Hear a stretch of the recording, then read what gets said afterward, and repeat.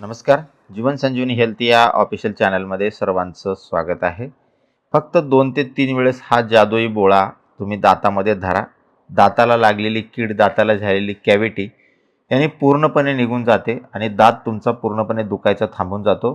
दाताला कीड लागल्यामुळे होणाऱ्या ज्या वेदना असतात त्या खूपच त्रासदायक असतात आणि आपल्याला झोपसुद्धा लागत नाही, इतकी आपल्याला त्रास होतो.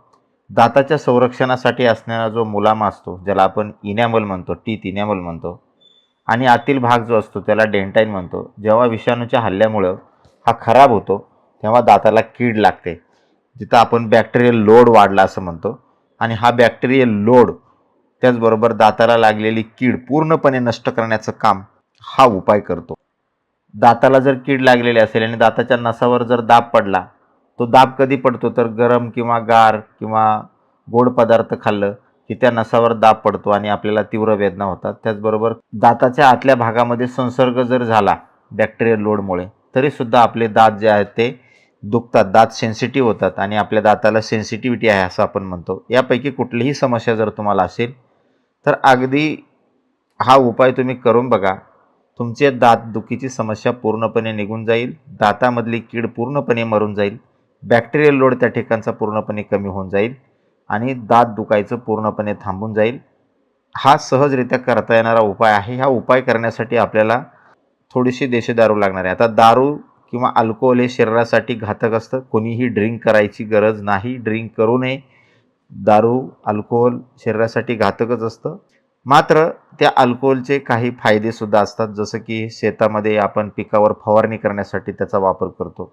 त्या ठिकाणची कीडसुद्धा या अल्कोहोलनं मरते, इतकं स्ट्रॉंग अल्कोहोल असतं. हे अल्कोहोल आपल्याला याच्यासाठी का वापरायचं आहे तर हे इथिल अल्कोहोल असतं, त्याला आपण इथेनॉल म्हणतो, उपयोगासाठी आणायचं आहे. दुसऱ्या प्रकारचं अल्कोहोल जे घातक अल्कोहोल असतं ते वापरायचं नाही, म्हणून देशी दारूमध्ये हे इथिल अल्कोहोल असतं, म्हणून आपल्याला ते या ठिकाणी वापरायचं आहे. तर हे जे इथिल अल्कोहोल असतं किंवा ही जी देशी दारू आहे ते दातामधला बॅक्टेरियल लोड 100% कमी करण्यासाठी अत्यंत महत्त्वाची आहे. त्याचबरोबर त्या ठिकाणी झालेली कीडसुद्धा ही पूर्णपणे मारून टाकते. तर आपल्याला अगदी 2 ते 3 थेंब दारू आपल्याला या ठिकाणी लागणार आहे, जास्तसुद्धा आपल्याला या ठिकाणी लागणार नाही. तर काय करायचं आहे, कापसाचा बोळा घ्यायचा आहे, कापूस घ्यायचा आहे आणि तो त्या दारूमध्ये आपल्याला बुडवायचा आहे, पिळून घ्यायचा आहे चांगला. आणि जो दात आपला दुखतोय किंवा ज्या दाताला आपल्याला कीड लागलेली आहे, ज्या दाताला आपल्याला कॅव्हिटी झालेली आहे, त्या ठिकाणी तो मांडायचा आहे आणि लाळ आपल्याला थुका पूर्णपणे थुकून द्यायचा आहे, गिळायचं अजिबात नाही. पूर्णपणे आपल्याला ते थुकून द्यायचं आहे. देशी दारूच का वापरायचे तर त्याच्यामध्ये ह्या इथिल अल्कोहोलचं प्रमाण थोडंसं जास्त असतं, म्हणजे 28 ते 42च्या दरम्यान त्याच्यामध्ये अल्कोहोलचं प्रमाण असतं, म्हणून ते वापरायचे आपल्याला. आणि ते पूर्णपणे थुकून टाकायचे, अजिबात गिळायचं नाही. त्या थुकीमध्ये तुमच्या दातामधली कीड पूर्णपणे निघून गेलेली असेल, त्याचबरोबर कॅव्हिटीसुद्धा तुमची पूर्णपणे निघून गेलेली असेल. त्या ठिकाणचा बॅक्टेरियल लोड जो आहे तो पूर्णपणे तुमचा कमी झालेला असेल. त्यामुळं एक वेळेस जरी तुम्ही हे दातामध्ये धरलं तरी दातदुखी तुमची पूर्णपणे थांबून जाते. 2 ते 3 वेळेस तुम्ही असं करा. दिवसातून 1 किंवा 2 वेळा करू शकता.